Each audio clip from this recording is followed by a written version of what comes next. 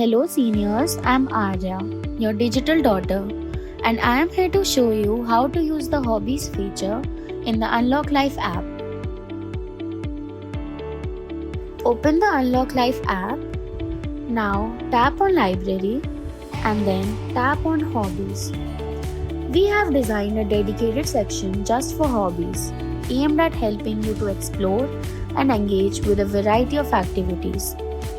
We have different types of hobbies such as mobile photography, the English language, crochet, poetry, and many more. Let's tap on origami. Now you will be able to see that we have 5 different types of origami like paper fish, paper crane, paper rabbit, and etc. Similarly, if you tap on go back and then tap on sketching, you will be able to see multiple pages under sketching.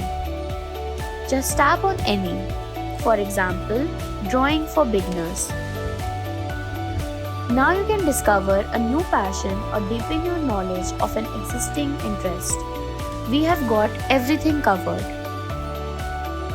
We hope this was helpful. In case you need more assistance, do call or WhatsApp us at 98989 58411. Thank you for trusting us. See you again soon.